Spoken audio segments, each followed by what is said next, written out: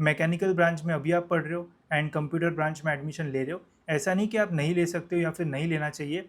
But अगर आप ऐसा करते हो तो जो आपने डिप्लोमा में सीखा है उसका बिल्कुल भी बहुत ही कम ही यूज़ आपको जो है वो कंप्यूटर ब्रांच में जो है वो फाइनली जो डिप्लोमा के रिजल्ट्स है वो तो रिलीज हो चुके हैं एंड अब जल्दी हमारी डायरेक्ट सेकेंड ईयर इंजीनियरिंग की जो एडमिशन प्रोसेस है वो भी जो है वो स्टार्ट हो जाएगी।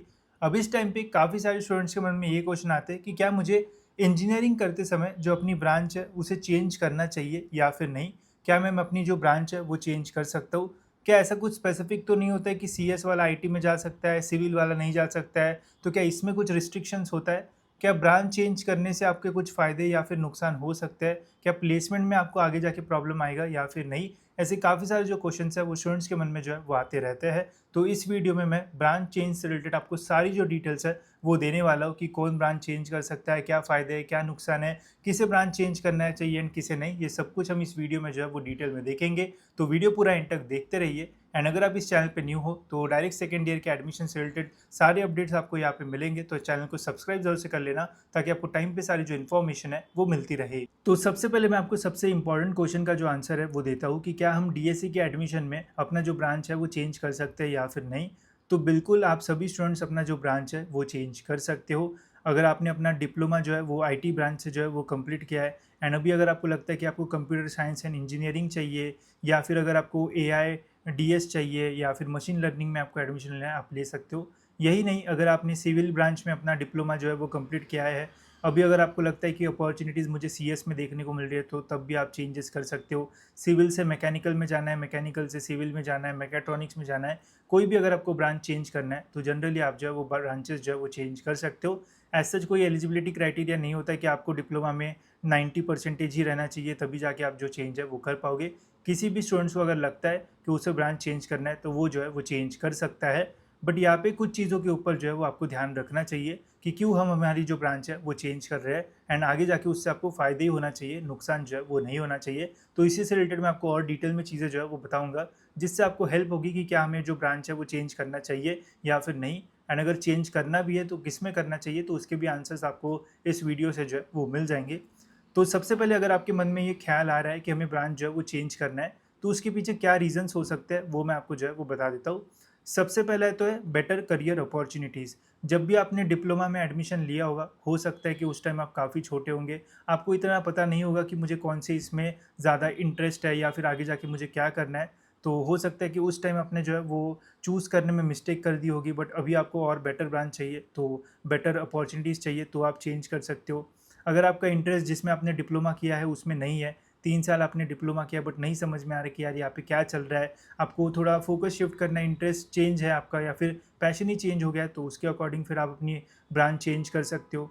अगर आपको लगता है कि जिस ब्रांच में आपने डिप्लोमा कंप्लीट किया है उस ब्रांच से अगर आप इंजीनियरिंग भी करते हो तो वहाँ पे आपको हाईयर सैलरी मिलने के जो चांसेस है वो कम रह सकते हैं, तो फिर भी आप अपना जो ब्रांच है वो चेंज करने का सोच सकते हो।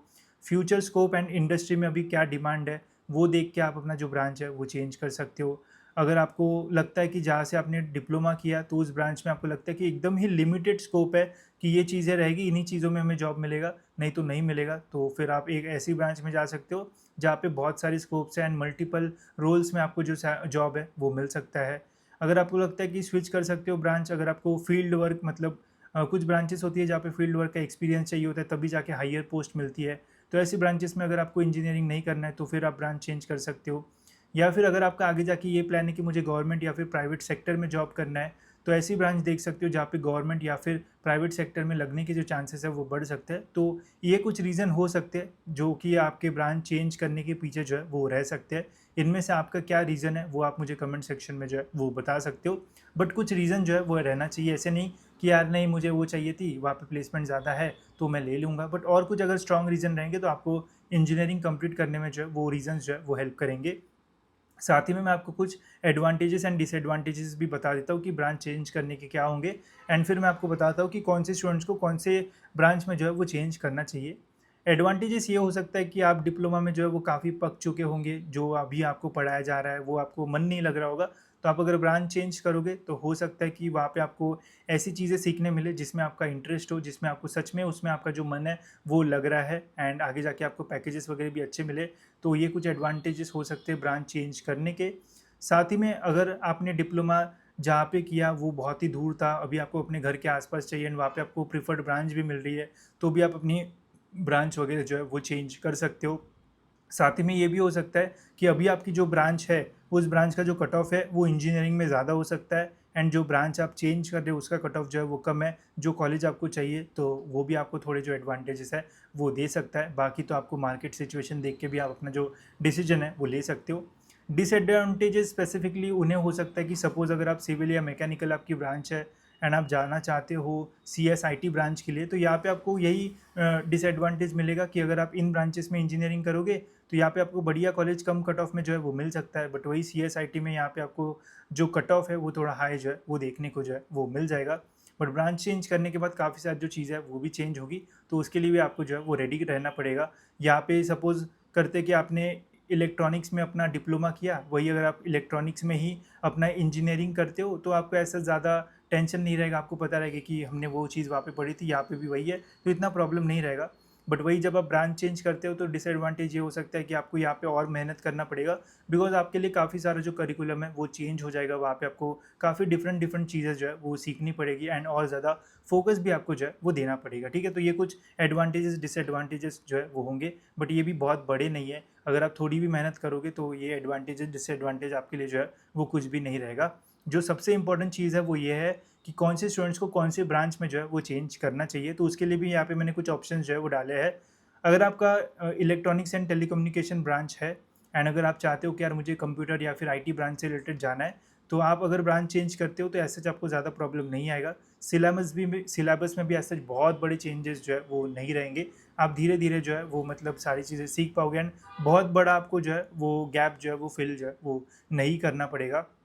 साथ ही में ENTC CSIT के लिए जो प्लेसमेंट के लिए कंपनीज हैं वो भी काफ़ी सारी जो है वो कॉमन आती है, तो प्लेसमेंट में भी आपको ऐसे जो प्रॉब्लम है वो नहीं होगा। वही अगर आपकी डिप्लोमा में मैकेनिकल ब्रांच थी, अभी अगर आप मैकेट्रॉनिक्स या फिर ऑटोमोबाइल ब्रांचेस में जाते हो तो भी आपके लिए बहुत अच्छे ऑप्शंस ये जो है वो रह सकते हैं। इससे आपको बेटर मतलब एक ट्रांजिशन भी अच्छा मिलेगा एंड वहाँ पे आपको स्कोप भी जो है वो ज़्यादा बढ़िया जो है वो मिल सकता है। वही अगर आपकी सिविल ब्रांच थी तो कोई कॉलेज में अगर आपको एनवायरमेंटल कंस्ट्रक्शन मैनेजमेंट या फिर ऐसी कुछ इंजीनियरिंग मिलती है तो आप जो है वो चेंज कर सकते हो। अगर आपकी पहले से ही कंप्यूटर ब्रांच थी तो आप AI data science ML machine learning वो सारी ब्रांचेस में जो है वो शिफ्ट जो है वो कर सकते हो। एंड इन स्टूडेंट्स को तो करना ही पड़ेगा बिकॉज कंप्यूटर का जो कट ऑफ है वो काफ़ी ज़्यादा हाई है एंड बहुत सारे कॉलेजेस में कंप्यूटर के अलावा और भी बहुत सारी ब्रांचेस जो है वो आई है जो कि CSIT से रिलेटेड ही है। तो अगर कंप्यूटर नहीं मिल रहा है तो वहाँ पे आप AIDS इन सभी ब्रांचेस के लिए भी जो है वो ट्राई कर सकते हो, तो बेटर कॉलेज आपको मिलने के जो चांसेस है वो और भी ज़्यादा जो है वो रहेंगे। वही अगर आपकी इलेक्ट्रिकल ब्रांच है तो आप इलेक्ट्रॉनिक्स में जो है वो शिफ्ट कर सकते हो। तो ये कुछ सिंपल शिफ्टिंग है जहाँ पे आपको ऐसा बहुत बड़ा टेंशन जो है वो लेने की ज़रूरत नहीं रहेगी एंड आपका जो ट्रांजिशन है वो भी जो है वो बहुत ईजिली होगा। बट वही अगर आप बहुत ही खतरनाक शिफ्ट मारते हो, जैसे मैकेनिकल ब्रांच में अभी आप पढ़ रहे हो एंड कंप्यूटर ब्रांच में एडमिशन ले रहे हो, ऐसा नहीं कि आप नहीं ले सकते हो या फिर नहीं लेना चाहिए, बट अगर आप ऐसा करते हो तो जो आपने डिप्लोमा में सीखा है उसका बिल्कुल भी बहुत ही कम ही यूज़ आपको जो है वो कंप्यूटर ब्रांच में जो है वो देखने को मिलेगा। तो फिर यहाँ पे ऑलमोस्ट आपको ज़ीरो से जो है वो स्टार्ट करना पड़ेगा। ऐसा नहीं कि आप नहीं कर सकते हो, कर सकते हो, बस वही कि आपको थोड़ी मेहनत जो है वो बहुत ज़्यादा करना पड़ेगा एंड आपके लर्निंग में एकदम स्टीव सा जो कर्व है वो आएगा। वही अगर आप मैकेनिकल कंटिन्यू करोगे तो धीरे धीरे आपको पता रहेगी चीज़ें, आप ऐसे जाओगे, बट वही कंप्यूटर में जाना रहा तो फिर आपको एकदम ही पढ़ाई जो है वो ज़्यादा करना पड़ेगा बिकॉज फर्स्ट ईयर इंजीनियरिंग में भी छोटी छोटी मतलब सब्जेक्ट होते हैं, कोडिंग लैंग्वेजेस, थोड़ा आइडिया आ जाता है। बट डिप्लोमा से अगर आपने मैकेनिकल में किया एंड डायरेक्ट कंप्यूटर में शिफ्ट करते हो तो थोड़ा हार्ड शिफ्ट आपके लिए जो है वो हो सकता है। बट स्टिल अगर आपके अंदर करेज है, अगर आप कर सकते हो तो करना चाहिए। बट अगर आपको पता है कि मैकेनिकल में ही बढ़िया स्कोप है तो फिर मैकेनिकल में भी आप जा सकते हो, ऐसा कोई प्रॉब्लम नहीं है। बट करना है तो थोड़ा हार्ड आपके लिए हो सकता है। वही सिविल से इलेक्ट्रॉनिक्स जा सकते हो तो ये भी बहुत ही डिफरेंट सा हो जाता है, तो ये भी सोच समझ के करना। इलेक्ट्रॉनिक्स से सिविल जाना है तो ये भी बहुत डिफिकल्ट होगा। इलेक्ट्रिकल से कंप्यूटर जाना है तो ये भी थोड़ा बहुत डिफिकल्ट हो सकता है, बट कर सकते हो अगर करना है तो ये कुछ हार्ड शिफ्ट है जो कि आपके लिए डिफिकल्ट जो है वो हो सकता है। तो अगर आप ब्रांच चेंज करने का सोच रहे हो तो मैं आपको यही बोलूँगा कि आप ये भी ध्यान में रखना कि आपने अभी तक डिप्लोमा में जो है वो क्या पढ़ा है। अगर वो चीज़ें आपको हेल्प करती है आगे जाके इंजीनियरिंग में तो उससे आपको और बेनिफिट मिलेगा एंड प्लेसमेंट्स में भी आपको जो है वो हेल्प होगी।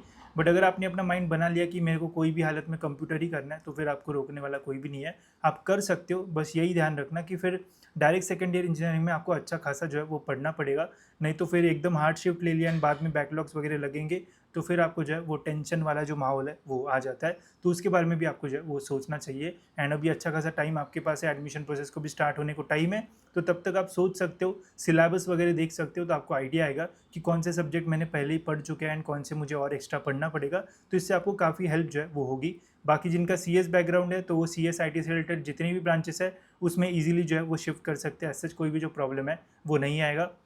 बाकी AIDS में कौन से सब्जेक्ट, अगर ये आपको पता करना है तो मुझे बता देना कमेंट्स में, तो वैसे मैं आपके लिए कंपैरिजन वाली वीडियोस जो है वो भी जो है वो बना दूंगा। ठीक है, तो ये थे कुछ हार्ड शिफ्ट्स वाले। इसके अलावा करियर ऑप्शंस क्या रह सकते हैं, तो यहाँ पे मैंने कुछ एवरेज पैकेजेस जो है वो डाले हैं। अगर आप कंप्यूटर या फिर IT ब्रांच से अपना इंजीनियरिंग कंप्लीट करते हो तो मिनिमम आपको 4 से 12 लाख के आसपास का जो पैकेज है वो मिल सकता है। डिपेंड करेगा कि किस टाइप के कॉलेज में आप एडमिशन लेते हो, उसके अकॉर्डिंग ये जो रेंज है वो वैरी करेगी। बट मेनली CSIT में 4 से 12 लाख के आसपास एवरेज पैकेज जाता है। बाकी हाईएस्ट पैकेज तो फिर अच्छा खासा जाता है। AIDS की बात करें तो यहाँ पे भी आपको 4 से 12 ही मैं बोलूँगा, बिकॉज मैक्सिमम कॉलेजेस में यहाँ पे जो प्लेसमेंट्स है वो अभी भी AIDS में जो है वो नहीं हुए हैं। बट जैसा ट्रेंड हमें देखने को मिल रहा है तो आने आने वाले सालों में जब आपका प्लेसमेंट होगा तब तक 6 से 18 लाख के आसपास भी पैकेज जो है वो एवरेज जा सकता है।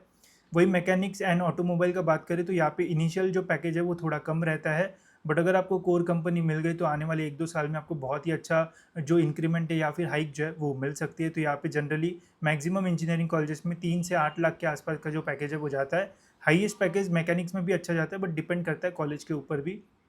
इलेक्ट्रॉनिक्स में 3 से 10 के बीच में जाता है। एंड एनवायरमेंटल या फिर सिविल की बात करें तो यहाँ पे भी 3 से 6 के बीच में एवरेज पैकेज जो है वो जाता है। हाईएस्ट पैकेज अब ये ज़्यादा भी हो सकता है, बस मैंने आपको एक एवरेज का आइडिया जो है वो दिया है। तो पैकेजेस आपको अच्छे मिलेंगे, बस डिपेंड करेगा कि आप कौन से कॉलेज में जो है वो जा रहे हो। अब किसी का ऐसा भी हो सकता है कि अगर मेरे को कॉलेज अच्छा मिलता है तो मैं ब्रांच को थोड़ा सेक्रीफाइस करूँगा, अगर मुझे ब्रांच अच्छी मिलती है तो कॉलेज को करूँगा।